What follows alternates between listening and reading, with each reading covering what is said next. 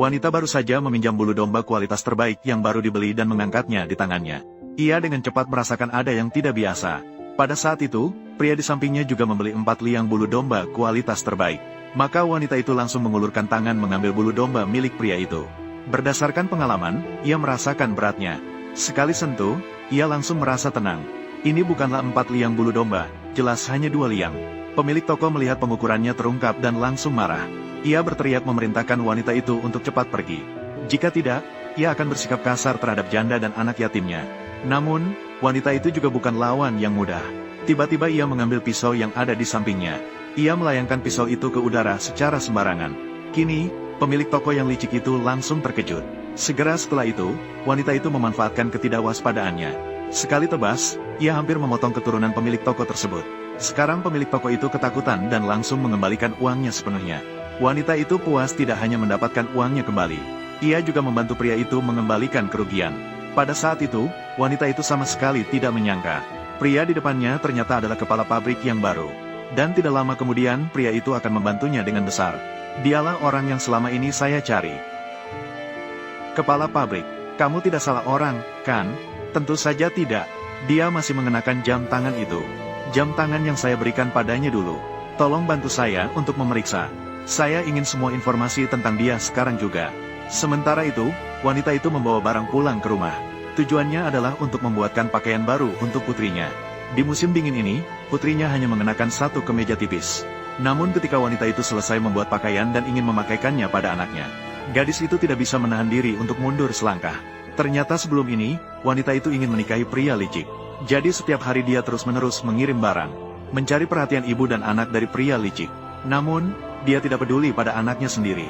Dan jika gadis itu membuat kesalahan sedikit saja, dia akan menggunakan kekerasan.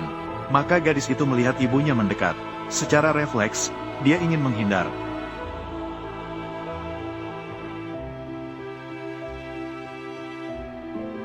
Mama sudah tidak lagi menjadi mama yang dulu lagi. Beri mama sekali lagi kesempatan, ya. Mama janji akan mencintaimu seumur hidup. Mama.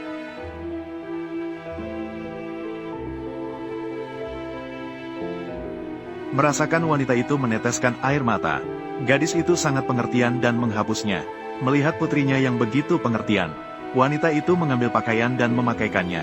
Gadis itu juga sangat senang tentang itu.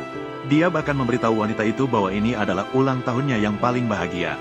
Sampai mendengar ucapan ini, wanita baru menyadari. Ternyata dia telah melupakan ulang tahun putrinya. Wanita yang merasa sangat bersalah, segera mengusulkan untuk keluar membeli kue untuk anak. Meminta putrinya untuk tetap di rumah menunggu dia kembali. Namun wanita tidak menyadari bahwa keberangkatannya ini memberikan kesempatan kepada beberapa orang. Di sisi lain, ibu dari pria licik kembali ke rumah. Dia mendengar seorang nenek di ujung desa sedang membicarakan. Wanita membeli bulu domba kualitas terbaik dan kain di pasar. Nenek itu mendengar bahwa wanita itu membeli kain untuk membuat pakaian. Mengingat ketika wanita itu membeli barang-barang bagus sebelumnya, semua dikirim ke rumahnya. Dan kali ini setelah wanita menyelesaikan pakaian, pasti akan terkirim. Namun, dia menunggu ke sana kemari. Namun, tidak melihat bahkan bayangan wanita itu. Maka dia segera pergi mencari dengan cucunya. Saat itu, si kecil masih berpikir bahwa ibunya telah kembali. Tanpa curiga, dia membuka pintu. Siapa sangka nenek ini melihat gadis itu mengenakan pakaian baru. Segera ingin merobek pakaian itu. Melihat gadis itu berani melawan, anak nakal ini bahkan mendorong gadis itu sampai jatuh. Di tengah tawa puas keduanya, nenek segera mengenakan pakaian itu pada cucunya. Namun, pakaian ini sama sekali bukan ukuran anak nakal itu. Dalam sekejap, pakaian itu langsung sobek. Kalian merusaknya, bayar aku ganti rugi. Apa yang terjadi dengan Song Kyonghwa ini? Bahkan tidak bisa membuat ukuran 40 inci dengan benar. Jangan menangis lagi. Jika kamu mengganggu lagi, akan membuat kepala orang tua jadi pusing. Pakaian saya ini sudah sobek. Gadis itu mengangkat pakaian yang sobek di tanah. Ini adalah pakaian baru yang dibuat ibunya untuknya untuk pertama kalinya. Saat gadis itu merasa tertekan dan tidak berdaya, wanita itu kebetulan kembali dengan membawa kue pada saat itu. Melihat kekacauan ini, wanita itu segera menyadari apa yang terjadi. Song Kyonghwa pernah berkata, "Kamu kembali tepat pada waktunya. Putrimu telah membuat Jiao terjatuh. Kamu harus memberi penjelasan tentang hal ini hari ini. Saya tidak akan berhenti masalah ini denganmu. Tetapi mereka ingin mendapatkan kekebalan Jiao.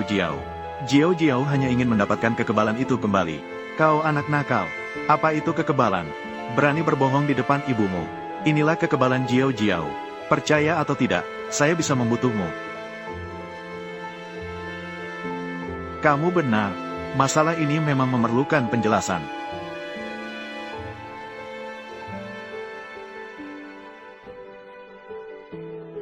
Kamu cukup paham. Saya, Eric, adalah kepala pabrik terbesar di sini. Banyak wanita melakukan prosedur. Jika kamu berani menyinggung saya, ganti dengan satu lagi di papan saya. Song Kyonghua sudah pernah berkata, orang yang harus memberi penjelasan bukan kamu, melainkan kamu. Saya sudah bilang, jika ada yang berani mengganggu Jiao Jiao saya lagi di masa depan, saya pasti akan membuat mereka membayar.